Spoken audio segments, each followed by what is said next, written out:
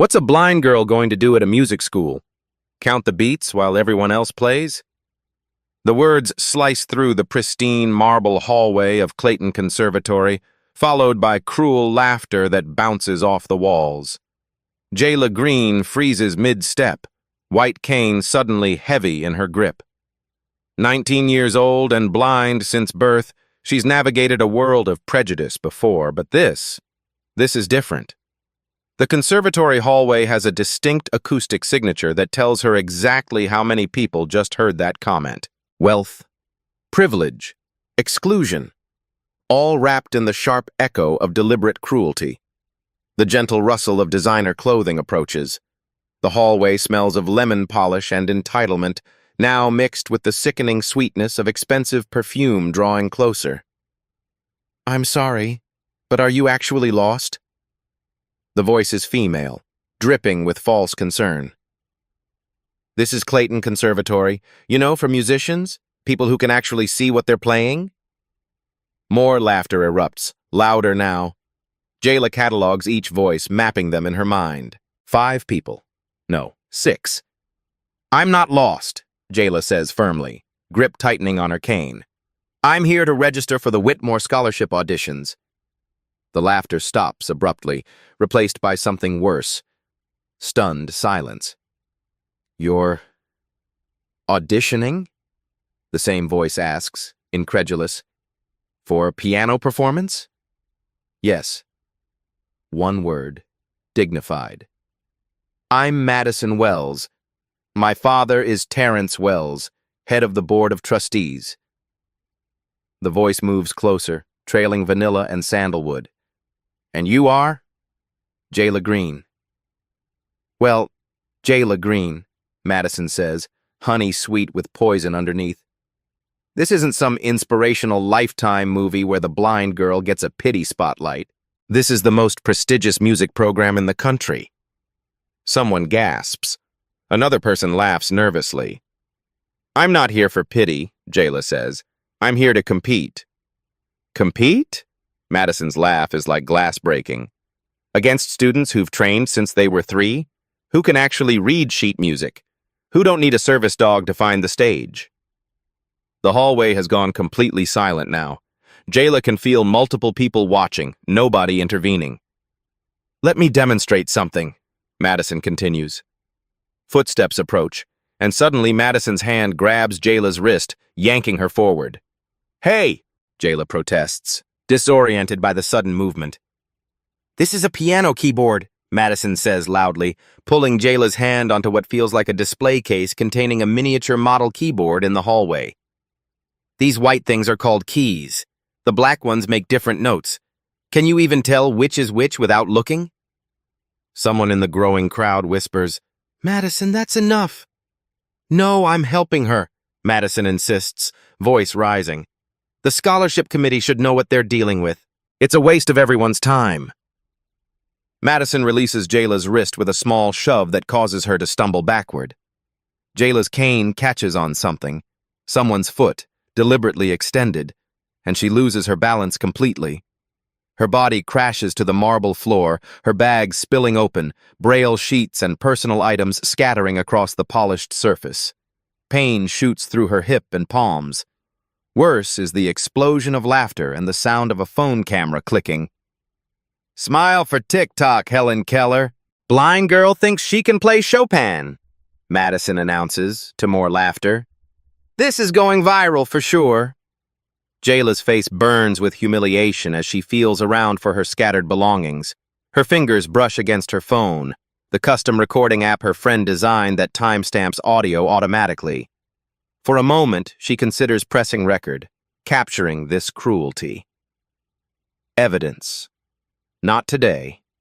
Not yet. Her grandmother's voice echoes in her mind. "They can look down on you only if you stay down." "Let me help you with that," says a new voice, older, female, with a slight accent. The laughter immediately dies. "Professor Chen," Madison says, her tone instantly transforming. "We were just helping a visitor find her way." "I can see exactly what kind of help was being offered, Miss Wells." Professor Chen's voice is cold steel. Perhaps your practice room is too comfortable. I believe room 14 in the basement is available, the one with the dehumidifier problem. But that piano is terribly out of tune. Then you'll have the opportunity to develop your relative pitch, won't you? Silence falls as Jayla gathers the last of her papers. Professor Chen kneels beside her, helping collect a few scattered items. You must be Jayla Green, the professor says quietly. Your application materials were noteworthy. Madison's voice cuts in, honeyed again, but with an edge. Professor, with all due respect, how exactly would someone in her condition perform the required classical repertoire? The scholarship has standards. Standards which are mine to evaluate, Miss Wells, not yours. Professor Chen's voice is sharp. Now I believe you have a basement practice room waiting. As Professor Chen walks away, Jayla stands perfectly still, processing what just happened. Her hip throbs, her pride burns, but her resolve hardens. As she reaches for the door handle, Jayla's perfect pitch catches something. A practice room piano, slightly out of tune in the upper register. A single note that most would never notice. But Jayla notices everything about sound. She always has. The two-bedroom apartment Jayla shares with her grandmother smells of tiger balm, black-eyed peas, and the sweet, earthy scent of the homemade salve Esther Green makes for her granddaughter's fingers. It's 16 bus stops from Clayton Conservatory, but it might as well be another universe. You're quiet tonight, Esther observes, her voice warm but worn at the edges like everything else they own. At 72, she still works double shifts at Mercy Hospital's cafeteria, her arthritic hands preparing food for doctors who earn in an hour what she makes in a week. Jayla's fingers dance across the kitchen table, finding her grandmother's hand. Just tired. The conservatory is bigger than I expected. Did you get registered for the audition? I did. 2 weeks from today, 3:15 p.m. The alumni showcase is 3 weeks after auditions, Esther says, voice brightening. I heard on the radio that sponsors come from all over the country, record labels even. Let's not get ahead of ourselves, Graham. First, I need to get past the audition. Esther squeezes her hand. You will. You've worked too hard not to. After dinner, Jayla retreats to the small alcove where her upright piano sits, a Baldwin from the 1970s, salvaged from a church basement. It's not the Steinway and conservatory practice rooms, but it's hers. Esther sacrificed 6 months of lunch breaks to afford it when Jayla was 7. Jayla settles at the bench, runs her fingers over the keys without pressing down. The ivory is worn smooth in places, each key with its own distinct texture that only her fingers know. She begins with scales, then arpeggios, the foundation work. Then she plays. Chopin's Ballade No. 1 in G minor flows from her fingers, the notes rising and falling like waves. She doesn't need sheet music. She never has. Once she hears a piece, just once, it lives in her mind, perfect and complete. But tonight something different happens. As the final chords of Chopin fade, her fingers stay on the keys, finding new patterns. Jayla closes her eyes, a meaningless gesture to others, but for her, a turning inward. The sounds of the city filter through the thin apartment walls. Car horns, voices, a distant siren, and somehow they begin to weave into her playing. Her right hand finds a delicate melody that echoes her grandmother's humming in the kitchen. Her left hand builds a complex rhythm that matches the cadence of the subway they rode home. The music transforms, becoming something beyond classical tradition, something that is uniquely hers. Each note creates a physical sensation across her skin, some like sparkles of light she can only imagine, others like the brush of fabric, still others like the memory of rain. The music builds architectural spaces in her mind, rooms and corridors of sound that she alone can navigate. She doesn't hear Esther enter the room, doesn't know she's listening until the final notes fade and her grandmother speaks. Child, what was that? I've never heard anything like it. Jayla's hands retreat to her lap. Just playing around. That wasn't just playing around. That was your music. It won't help me with the audition. Jayla's voice tightens. They want Bach, Beethoven, Chopin. They want tradition. And after you show them you can play their music better than anyone, maybe one day they'll be ready for yours. Esther's hand rests on Jayla's shoulder. Your mama had that gift too, you know, making something new from what she heard around her. The mention of her mother, dead for 12 years now, sends a pang through Jayla's chest. I didn't know that. She never had the chances you're fighting for. That night, as Jayla lies in bed, the day's humiliations replay in her mind. Madison's voice, the laughter, the floor against her body, the taste of blood in her mouth from biting her cheek to keep from crying.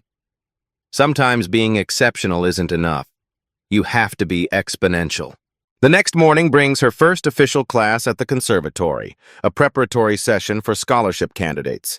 Professor Chen pairs students for the upcoming duet competition, which will determine half the scholarship recipients. Green and Samuels, Professor Chen announces. A male voice from across the room sighs audibly. Seriously? Jayla stiffens, recognizing the pattern of footsteps approaching. Long stride, slight drag on the left foot. I'm Elias, the voice says flatly. Professor Chen says we're partners. Jayla.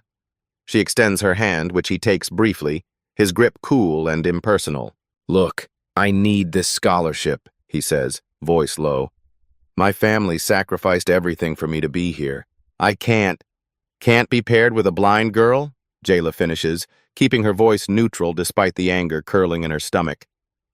I didn't say that. You didn't have to. Madison's voice cuts across the room, deliberately loud. Daddy says the board's discussing reasonable accommodations, but there's a line between inclusion and lowering standards. Jayla's hands curl into fists. She catalogs the breathing patterns around her. 12 students, most holding their breath or shifting uncomfortably. No one challenges Madison. Professor Chen interrupts. Miss Wells, your opinions on board matters are as unnecessary as they are uninformed. Now, partners will prepare a selection from the required repertoire, plus an original interpretation piece. Original interpretation. The words linger in Jayla's mind as she and Elias claim a corner of the room to discuss their piece. I was thinking Rachmaninoff, Elias says. Conventional choice. Conventional works. His voice is clipped. You do read music, right? I mean, in whatever way you... Braille sheet music, she says. And I can learn by ear. Great. I'll send you the recordings. I won't need them. Elias scoffs. Rachmaninoff's Piano Concerto No. 2 has some of the most complex... Play the first page, Jayla interrupts. Just once. We don't have time for games. Just do it. With a sigh, Elias moves to the piano. His playing is technically proficient but rigid. All precision, no soul. Jayla listens, her head slightly tilted, fingers twitching subtly at her sides. When he finishes the first page, she sits beside him on the bench. Move over. Jayla places her hands on the keys and recreates what she just heard. Every note, every dynamic marking, every subtlety of tempo. But where Elias played with mechanical accuracy, her version breathes with life. When she finishes, silence hangs between them. That's impossible, he finally says. You can't have memorized it that quickly. I didn't memorize it. I heard it. Jayla stands. I need to use the restroom. Where is it? Down the hall, third door on the right, he says automatically, still stunned. As Jayla navigates the hallway with her cane, she hears Madison's voice from a practice room. Did you see what Chen did? Pairing that blind charity case with Elias? It's like she's trying to sabotage the real musicians. Jayla's hand moves to her pocket, hovers over her phone with the recording app. Not yet, she thinks again. But soon. What if I perform perfectly, but they still don't see me? The thought ambushes her, stealing her breath for a moment.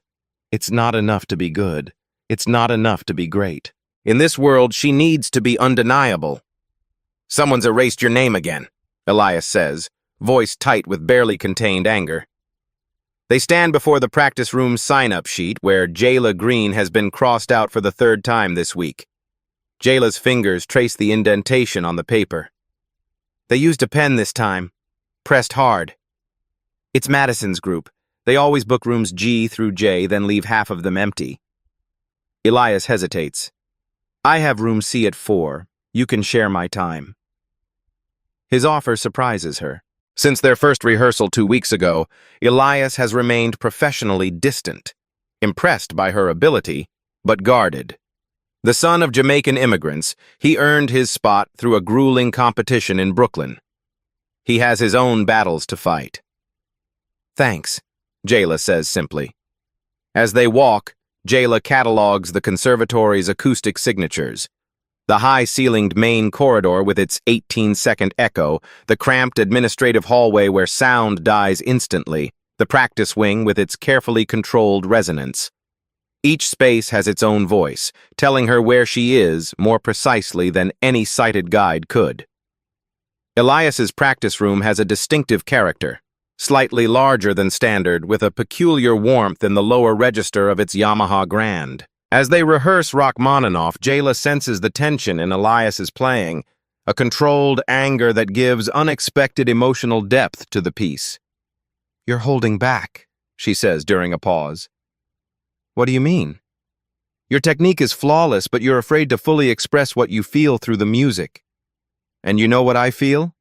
His voice carries a defensive edge. "I know what the music feels like when you play it, restrained, careful." Jayla's fingers find the keys again. "Like this." She plays his part, technically perfect, emotionally muted. "Now like this." She plays again, this time allowing the notes to carry the rage and determination she senses beneath his controlled exterior. When she finishes, the silence between them has a different quality. "The last diversity scholarship student didn't make it through the first semester," Elias finally says. "Tobias, brilliant violinist from East St. Louis." "What happened?" "Madison's group happened. They sabotaged his recital, misplaced his sheet music, tampered with his violin before performance, made it look like he was unprepared, unprofessional. The board suggested he might be more comfortable elsewhere." Jayla absorbs this, understanding now why Elias has kept his distance. "You think the same will happen to me?" "I think maybe we should stop playing their game by their rules." He pauses. "My sister runs a YouTube channel called Truth Uprising, social justice focus. She's been documenting discrimination in elite institutions." Before Jayla can respond, the door swings open without a knock. "Oh!" Madison's voice drips with false surprise. "I didn't realize this room was occupied." "It's booked," Elias says flatly. "Check the schedule." "So hostile," Madison laughs. "I just came to let you know we're having a little gathering before midterm evaluations. Professor Chen will be there, and Daddy, of course. Network building, crucial for anyone serious about a music career." Her voice shifts, addressing Jayla directly. "Though I suppose that's not really relevant to everyone here." The door closes, but Madison's perfume lingers, cloying and expensive. "She's planning something," Elias mutters. He's right. 3 days later, during technique demonstrations, Madison positions herself beside Jayla as they wait their turns at the department's prized Bosendorfer piano. "Water?" Madison offers sweetly. "No, thank you," Jayla replies, suspicious. "Suit yourself." Madison's voice carries staged concern. "It must be so difficult, having to memorize everything rather than being able to read music during performance." Before Jayla can respond, Professor Chen calls her name. As she rises, navigating by memory to the piano, she hears a soft gasp, then liquid splashing. "Oh my God, I'm so clumsy," Madison exclaims. "I spilled water all over the piano." Chaos erupts. Professor Chen rushes forward. "Move away from the instrument! Someone get towels!" I'm so sorry, Madison says, voice trembling with manufactured remorse. Jayla bumped into me as she passed, and my water bottle just... I was nowhere near you, Jayla says firmly. Well, you wouldn't know, would you? Madison's voice drops to a whisper meant only for Jayla. Some instruments are too precious for everyone to touch. As technicians are called to examine the piano, Professor Chen reschedules the remaining demonstrations. Jayla stands perfectly still, the horrifying sound of water droplets hitting piano strings replaying in her mind. That evening, a letter arrives at the apartment. A bill for her grandmother's arthritis treatment. Their insurance won't cover the specialized medication. The figure at the bottom of the page makes Jayla's stomach drop. It's nothing to worry about, Esther insists, but her voice betrays her concern. How much? Jayla asks. We'll manage.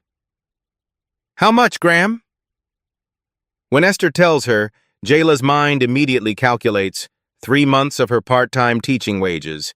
If she drops out of the conservatory program and takes on more students, don't you dare think about it, Esther says, reading her silence. This scholarship is your future. You're my present, Jayla counters. And what good is my present if it costs you your future? Esther's papery hands take the bill from Jayla's fingers.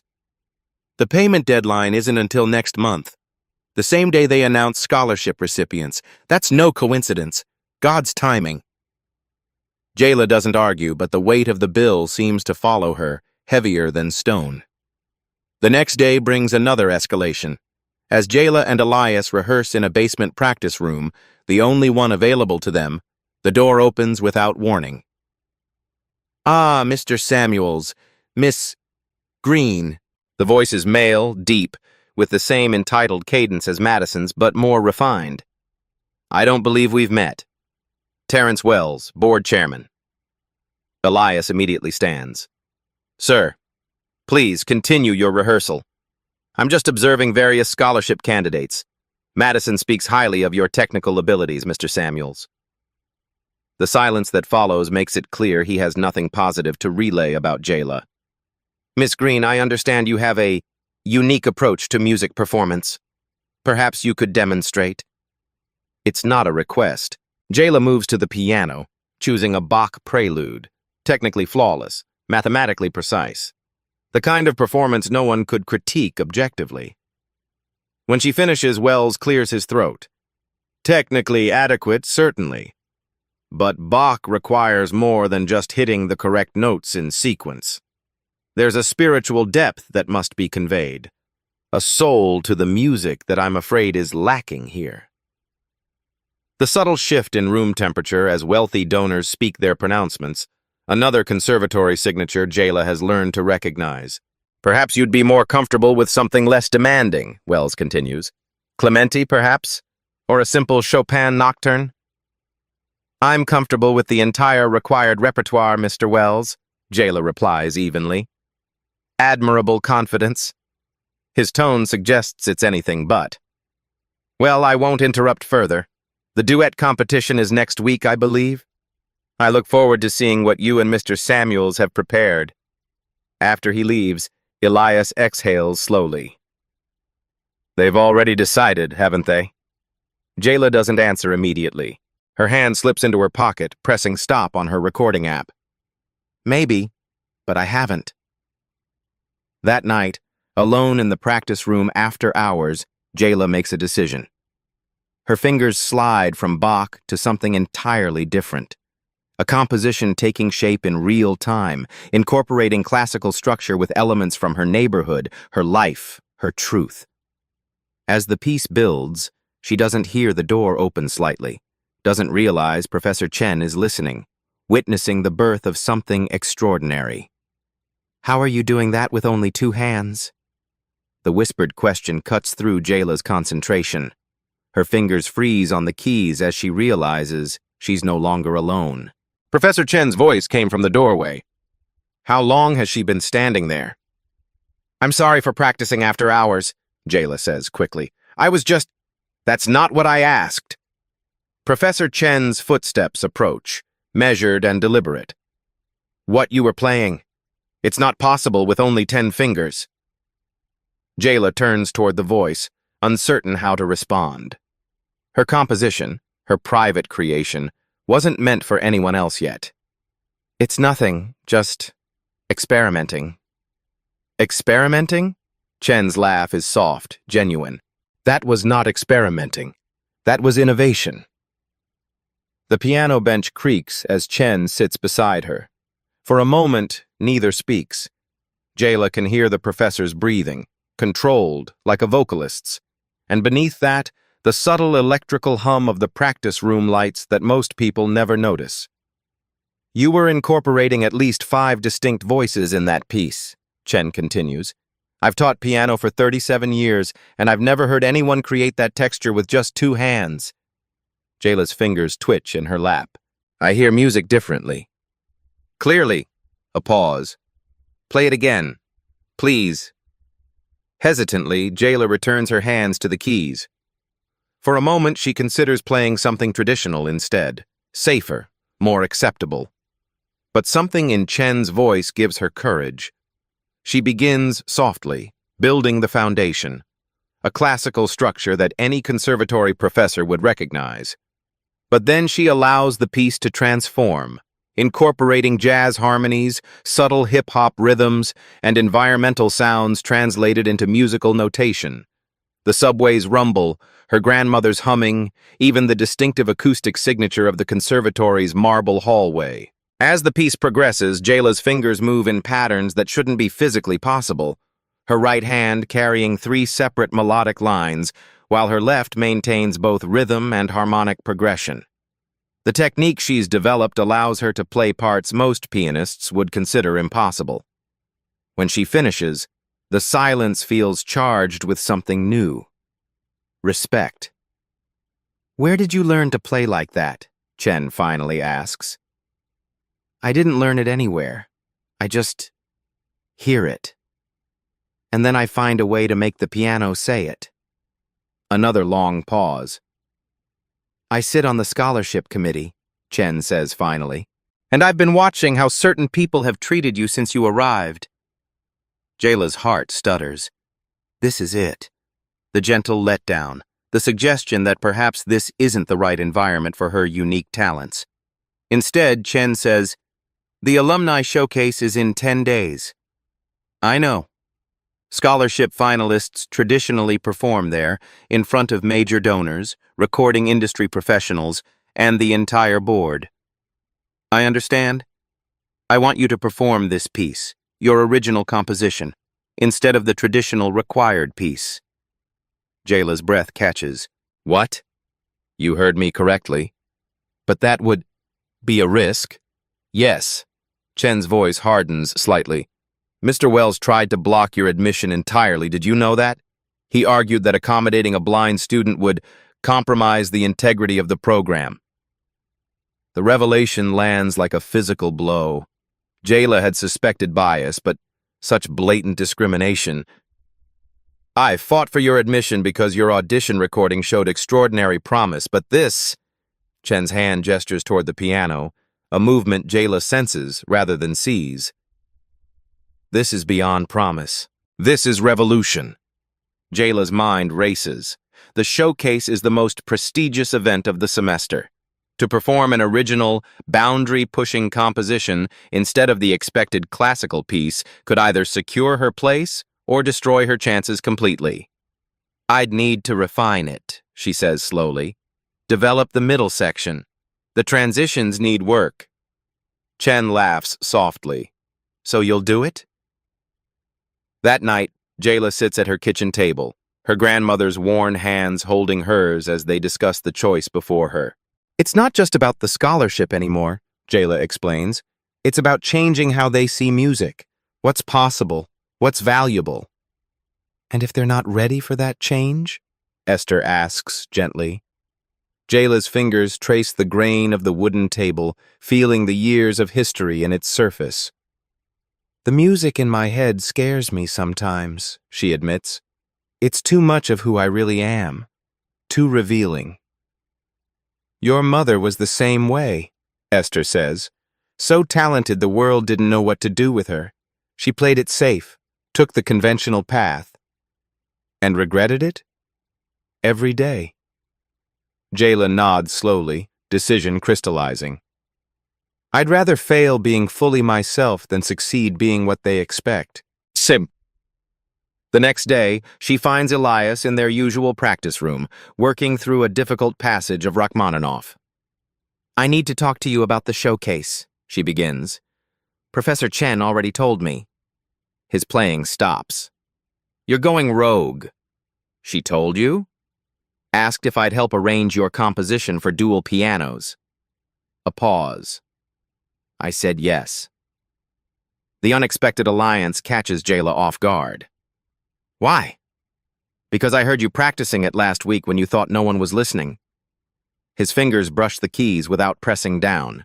What you're doing, it's not just good music, it's truth. For the first time since they met, Jayla senses no reservation in Elias's voice, just genuine admiration and a shared purpose. It's going to make a lot of people uncomfortable, she warns. Good. The piano bench creaks as he shifts. My sister wants to meet you, by the way. Maya, the one with the Truth Uprising channel. The showcase could get ugly, Jayla says. Madison and her father won't just let this happen. I know. Elias's voice carries a smile. That's why I thought you might want this. He places something in her hand, a small USB drive. What's this? I've been recording too, he says simply. Every accident, every comment, every time they've erased your name or moved your belongings. Thought we might compare notes. Jayla's fingers close around the drive, a smile spreading across her face as she reaches for her phone with the recording app. Elias Samuels, she says, I think this is the beginning of a beautiful collaboration. The piano's bass notes vibrate through the floor as Jayla and Elias hammer out a thunderous sequence that would require 3 hands to play conventionally. Instead, they've developed a revolutionary dual piano technique that allows them to create sounds no conservatory audience has ever heard. Again, Jayla insists, brushing sweat from her forehead. The transition at measure 48 isn't smooth enough. They've been working 16-hour days, transforming Jayla's solo composition into a dual piano masterpiece that showcases her ability to play complex polyrhythms impossible for most pianists. The physical sensation of creating this music together feels entirely different. Where solo playing builds architectural spaces in her mind, this collaboration constructs entire landscapes. You feel that? Jayla asks during the pause, fingers hovering over the keys. Feel what? When we hit that G minor 7th with the altered bass line, it's like the air changes density.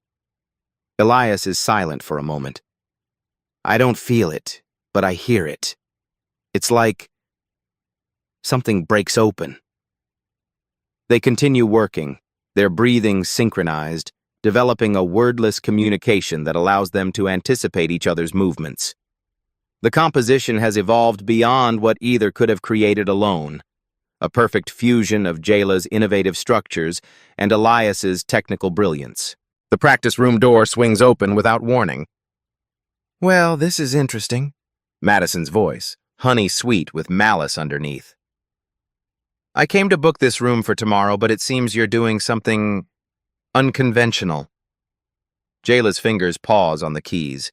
She can sense 2 other people with Madison, the faint scuff of expensive shoes, the subtle scent of cologne. We've booked this room until 9, Elias says flatly. Have you? Madison's heels click across the floor. Because according to the schedule outside, this room is reserved for approved repertoire practice only. And whatever this is, she hits a discordant note on Jayla's piano. It certainly doesn't sound like approved repertoire. We have permission from Professor Chen, Jayla says evenly. How fortunate for you. Madison's voice moves as she circles the pianos. Unfortunately, Professor Chen doesn't make policy for practice room usage. The administration does. And they've just been informed that certain students are using conservatory resources to prepare inappropriate material for the showcase. Inappropriate? Elias stands, chair scraping against the floor. What exactly is inappropriate about it? The showcase has standards, Madison says. Traditions. Donors expect to hear masterworks performed with technical excellence, not experimental noise. One of Madison's companions laughs softly. You haven't even heard the full piece, Jayla protests. I've heard enough. Madison's voice hardens. My father agrees. He's speaking with the dean right now. 2 hours later, they receive official notice. Their practice room access has been restricted. Due to concerns about appropriate use of facilities, the email reads, certain rooms are being reserved for traditional repertoire preparation only. They can't do this, Elias fumes as they stand outside the now locked door of their usual practice room. This is blatant discrimination. They're not blocking us because of who we are, Jayla says quietly. They're blocking us because of what we're playing. They're protecting what music is allowed to be. With their practice time cut in half, they're forced to use the facility during off hours, early mornings and late nights when Madison's group is absent. The schedule compression adds enormous pressure with the showcase just 7 days away. Worse news arrives 3 days later. Jayla returns from the conservatory to find her grandmother in bed, feverish and weak. It's nothing, Esther insists. Just overdid it at work. But by morning, her condition has deteriorated. The hospital diagnosis, pneumonia, exacerbated by exhaustion, and her already compromised immune system. She needs rest, the doctor tells Jayla. Complete rest. And these medications. He presses a prescription into her hand. Does she have someone to care for her at home? Me, Jayla says simply. The antiseptic hospital smell surrounds her, triggering memories of when she lost her parents. The same antiseptic smell, the same beeping machines, the same hollow feeling in her chest.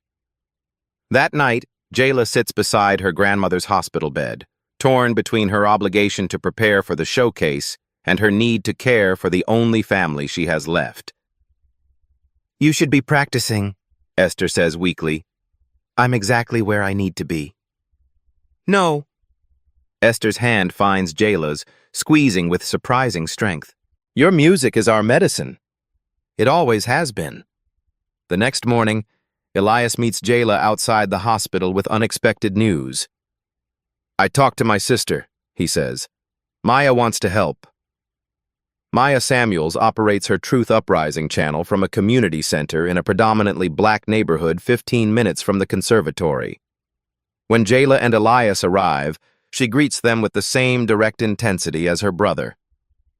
Elias played me some of your rehearsal recordings, Maya says, skipping preliminaries. What you're doing isn't just music, it's revolution.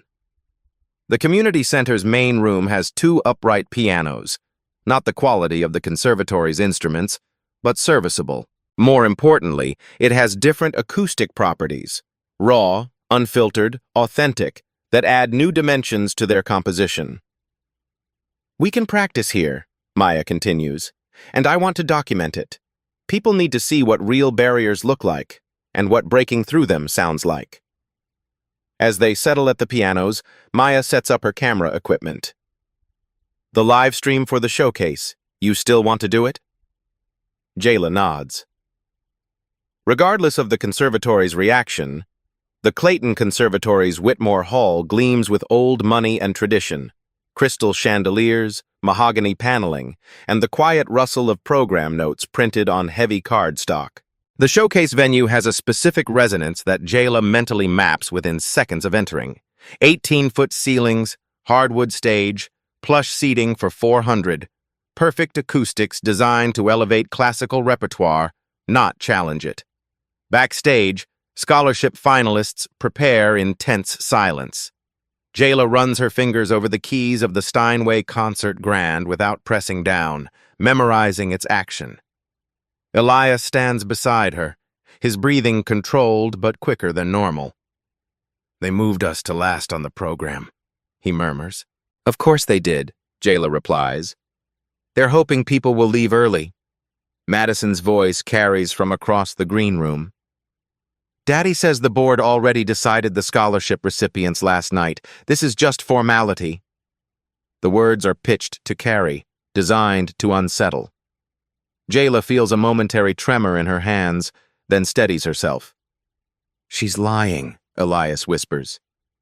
"Doesn't matter if she is," Jayla says. "We're not playing for them anymore." She centers herself, focusing on the sensations in her fingertips. Years of practice have heightened her tactile sensitivity to an extraordinary degree. Each key has its own distinct feel. Each pianissimo requires precisely calibrated pressure. While other pianists rely primarily on their ears, Jayla's entire body has become an instrument for detecting and creating sound. 5 minutes, the stage manager announces. Jayla tilts her head. "Maya's here. Back row, near the exit." Elias glances toward the auditorium. "How could you possibly know that?" "I can hear her camera equipment, and she's wearing the same perfume she had on yesterday. Sandalwood and something citrus." The previous performer finishes to polite applause. Now, it's their turn.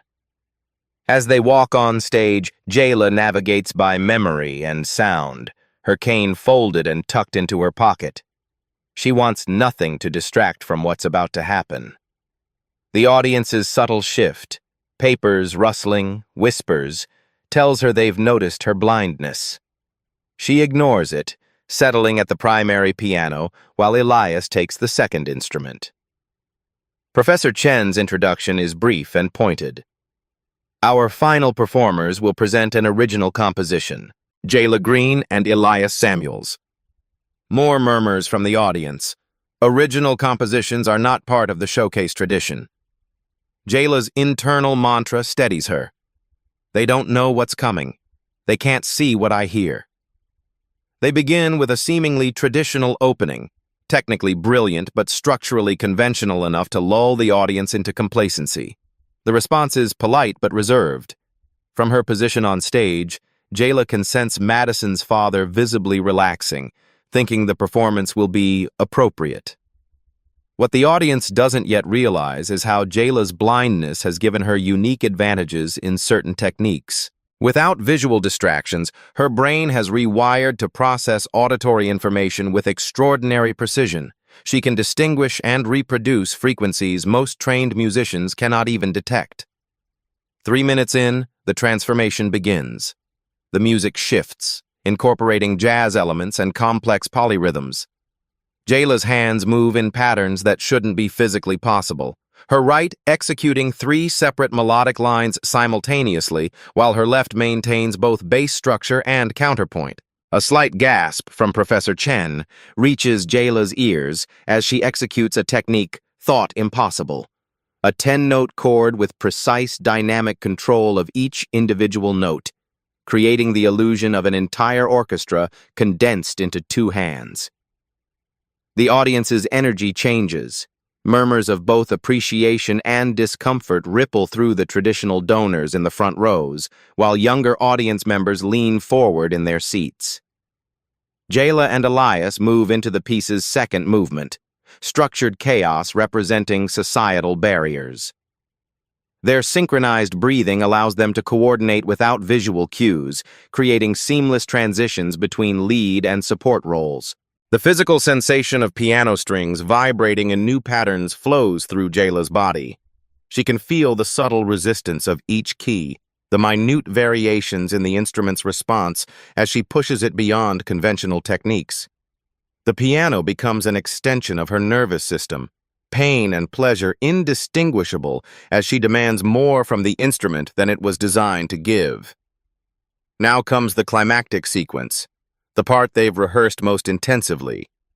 Jayla performs a physically impossible passage that requires maintaining 5 separate rhythm patterns simultaneously. Her brain processes each line independently, creating a textural complexity that most listeners can't consciously track but feel emotionally. Time slows as she enters a flow state where each note creates visible colors in her mind, synesthetic patterns that guide her fingers to places conventional theory would never reach. The audience's collective intake of breath tells her they're witnessing something unprecedented. Elias follows her lead perfectly, anticipating each deviation and embellishment. Their musical conversation builds to levels of complexity that blur the line between classical virtuosity and avant-garde innovation. In the penultimate movement, they incorporate the recorded elements, subtle samples of Madison's discriminatory comments, transformed into rhythmic elements of the piece itself. These snippets are processed and woven so artfully that they become musical motifs rather than spoken words, recognizable to those who were present but transformed into art. The vibration of hidden speakers subtly enhances the acoustic pianos. On Madison's father's face, growing discomfort appears as he recognizes fragments of his daughter's voice embedded in the crescendo. Maya's camera captures the stunned expressions of board members as they identify the recorded phrases, their own exclusionary policies turned into musical critique before a room of donors and industry professionals. For the final movement, Jayla unleashes techniques she's never shown anyone, not even Elias during rehearsals. Her fingers become a blur, creating sounds that no piano pedagogy has names for. The keys become extensions of her nervous system, each motion precisely calibrated to extract impossible resonances from the instrument. The piece culminates in a thunderous sequence that combines classical virtuosity with innovative techniques Jayla pioneered, creating a sonic experience that's undeniably brilliant, regardless of genre classification. The final notes incorporate sounds from her grandmother's healing songs, a personal tribute woven into a public statement. As the last chord reverberates through Whitmore Hall, complete silence falls. For 3 eternal seconds, no one moves. No one breathes. Then, from the back of the hall, someone stands and begins to applaud. Another joins, then another. Soon the younger audience members are on their feet, while the older patrons remain seated, expressions ranging from confusion to displeasure to reluctant admiration. Through it all, Jayla remains still at the piano, hands finally at rest, face lifted slightly toward the sound of recognition washing over her. Not pity, not charity, but genuine, earned acknowledgement of what they've just witnessed. Madison's father approaches the podium, clutching a prepared speech with scholarship recipients already listed. His face is tight with controlled anger as he tries to regain command of his showcase. "Thank you for that unconventional performance," he begins, voice strained. "Now, as we conclude our program..." "Excuse me." A new voice cuts through the hall. Maya, standing in the center aisle, phone held high. "Maya Samuels, Truth Uprising. I'd like to address the audience before you announce those scholarship decisions." "This is highly irregular," Terrence Wells says, knuckles white against the podium. "We have a program to follow." "So do I," Maya replies, walking confidently toward the stage. "Mine's called accountability." The audience stirs, some uncomfortable, others intrigued. Jayla remains at the piano, fingers still tingling from the performance, cataloging each shifted breath and rustled program in the hall. The acoustics have changed with the audience's collective tension, anticipation thickening the air. "For those who don't know me," Maya continues, reaching the edge of the stage, "I'm a journalist documenting discrimination in elite institutions. For the past month, I've been following the experiences of 2 exceptional musicians at Clayton Conservatory."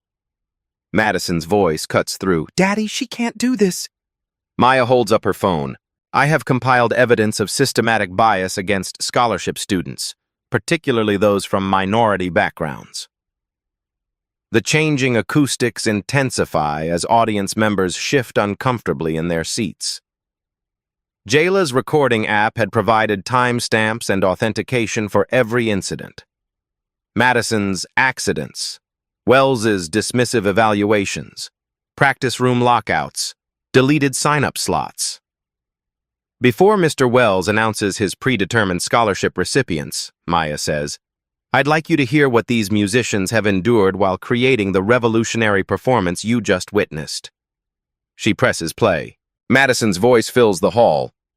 "Diversity quota doesn't mean we accept the helpless. Some talents can't be taught." Then Wells himself. "There's a spiritual depth that must be conveyed. A soul to the music that I'm afraid is lacking here. An administrator. The board feels these accommodations compromise our standards. Clip after clip plays, building an undeniable pattern. Board members visibly squirm.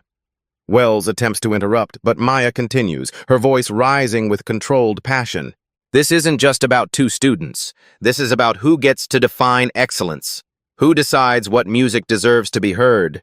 Who belongs in these hallowed halls? From the fifth row, an elderly man rises slowly. The audience falls silent. James Whitmore, he announces, the grandson of the conservatory's founding benefactor and head of the Whitmore Foundation. I believe I have some relevance to this discussion, as my family's name is on both this building and the scholarship in question. His distinctive voice, which Jayla recognizes immediately from radio interviews, carries natural authority. I came tonight expecting the usual technical displays. Instead, I heard something I haven't experienced in 50 years of attending these showcases: genuine innovation. Wells attempts to interject. James, with all due respect.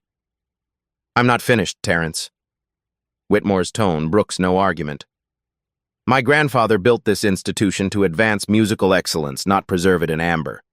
What we just witnessed wasn't just technically brilliant, it was boundary-breaking. He turns toward the audience. The Whitmore Foundation will be establishing a new scholarship specifically for innovative musicians from underrepresented backgrounds, with Ms. Green as our first recipient. Murmurs ripple through the crowd. Wells steps forward, struggling to regain control. This is not how we do things here, he says tightly. Whitmore turns to him, one eyebrow raised. Then perhaps it's time to do things differently. 1 month later, Jayla performs at a community benefit concert for Mercy Hospital, where her grandmother is recovering. The event, organized by Maya's Truth Uprising platform and sponsored by the Whitmore Foundation, has raised enough not only for Esther's treatment, but to establish a music therapy program for long-term patients. Backstage, Jayla adjusts her Braille sheet music when a familiar scent approaches, vanilla and sandalwood, but somehow less cloying than before. Jayla? Madison's voice, stripped of its usual artificial sweetness. Can I talk to you? I'm listening. A hesitation. I wanted to apologize, not because my father made me or because of the disciplinary hearing, but because... Another pause. What you played at the showcase. It made me realize how small my understanding of music has been, how small my thinking has been. The different quality of Madison's voice when speaking truth versus performance is striking. Lower, less practiced, more human. Why should I believe you? Jayla asks simply. You shouldn't, based on my actions. Madison's voice wavers. But maybe based on this. She presses something into Jayla's hand, a flash drive. What's this? My father's emails to the board about maintaining standards, his communications with donors about preserving tradition, his instructions to me about making certain students feel unwelcome. Madison takes a shaky breath. Maya isn't the only one who can document things. Jayla's fingers close around the drive, momentarily speechless. It won't undo what I did to you, Madison continues. But it might help the next student who doesn't fit the Clayton mold. As Madison turns to leave, Jayla calls after her. There's a simple accompaniment part in my second piece tonight, if you're interested. It's a small gesture, nowhere near forgiveness, but a recognition that transformation is possible, that her music can change more than just her own circumstances. 3 months later, Jayla sits in her new studio space at the conservatory, a room specifically designed for her needs, part of the institutional changes implemented after the showcase. Sunlight streams through the windows, warming her face as she works on a more challenging composition that pushes boundaries even further. Her fingers run over Braille music sheets, then set them aside to play purely from instinct. The new piece incorporates even more ambitious techniques, innovations that are already influencing advanced performance studies at the conservatory. From the doorway, Professor Chen observes silently for a moment before speaking. "You've changed how we teach here." Jayla smiles, not pausing in her playing. "Good. The Whitmore Foundation wants to record your original compositions for their educational initiative, and James asked if you'd consider guest lectures on your innovative techniques." "I'd be happy to," Jayla says, "but first I need to finish this piece." Professor Chen leaves her to work, closing the door softly. Alone again, Jayla lets the music flow purely from within. No limitations, no boundaries, no traditions to confine her. Her hands move with renewed purpose, still creating, still growing, still transforming sound into something the world hasn't heard before. In her pocket, her phone vibrates with a text from Elias. Their dual piano composition has been accepted for the National Showcase in New York. Another opportunity, another barrier to break. But for now, there is only this moment, her fingers on the keys, creating invisible architecture that only she can see, building bridges between what music has been and what it could become. Some talents can't be taught, Madison had once mocked. She was right, but not in the way she intended. Some talents can't be taught because they've never been imagined before, until someone comes along who hears what others cannot and finds a way to make the world listen. Did this story move you? Are you hungry for more powerful narratives about underdogs who rise against all odds? Then subscribe to Beat Stories now. Our channel brings you emotionally charged stories of triumph, justice, and transformation that will leave you inspired and craving more. Join Beat Stories today, where underdogs become legends.